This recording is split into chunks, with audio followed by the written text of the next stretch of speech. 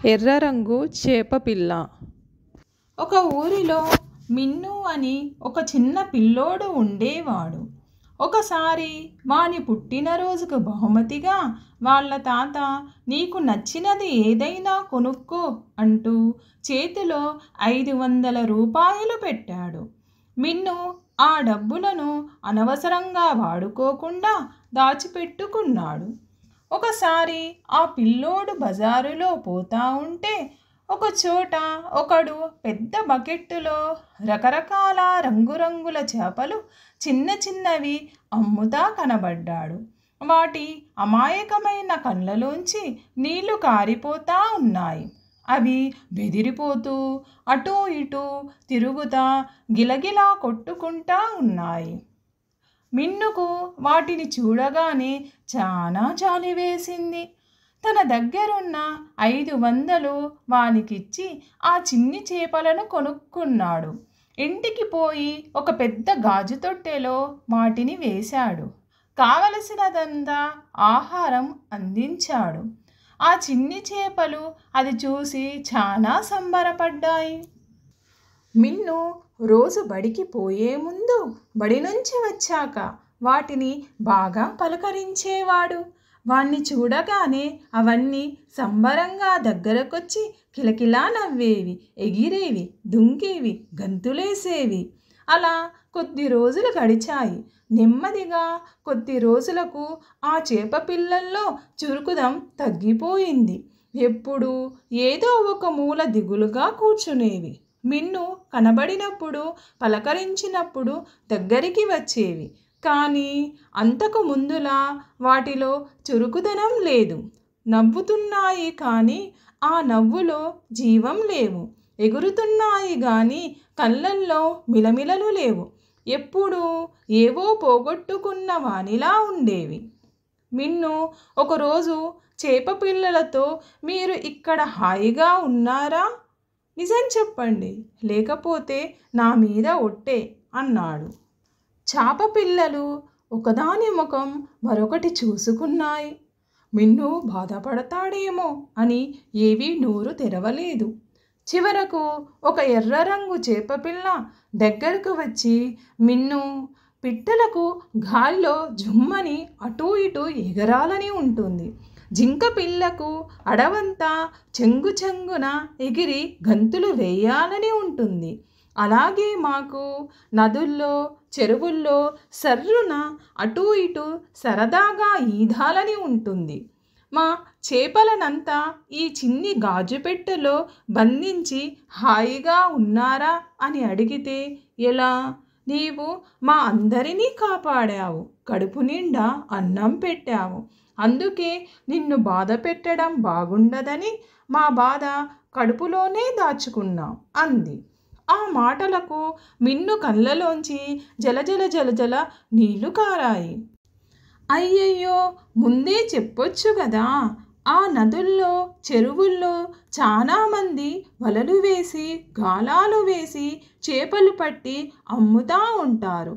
అక్కడ వదిలితే మీకేమన్నా అవుతాదేమో అని ఈ గాజుపెట్టెలో పెట్టాను గాని మీరు హాయిగా ఎగురుతా దుంకుతా ఉంటే నాకంతకన్నా సంబరం ఏముంటుంది? ఇక్కడికి కొంచెం దూరంలో ఒక పెద్ద నది ఉంది. అక్కడ ఎవరూ చేపలు పట్టరు. మీ అందరినీ అక్కడ వదులుతాలే, హాయిగా ఉండండి అంటూ వాటిని ఒక బిందెలో వేసుకొని నది దగ్గరికి తీసుకొని పోయి వదిలేసి వచ్చాడు. అలా చాలా రోజులు గడిచిపోయాయి. ఒకసారి వానలు బాగా వచ్చాయి. నదులు, చెరువులు, వాగులు, వంకలు అన్నీ ఉప్పొంగాయి. కందనమూలుకు దగ్గరలోనే సుంకేశుల ఆనకట్ట ఉంది.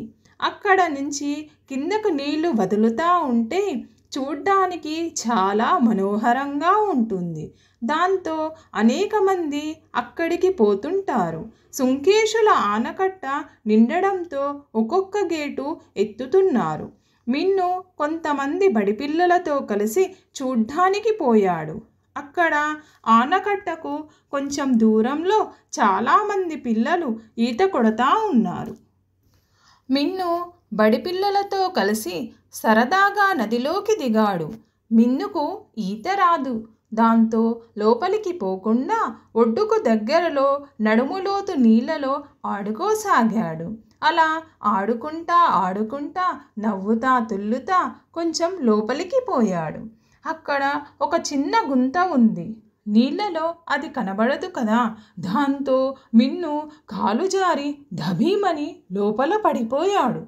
ఈత రాకపోవడంతో మునిగిపోతా గిలగిలా కొట్టుకోసాగాడు.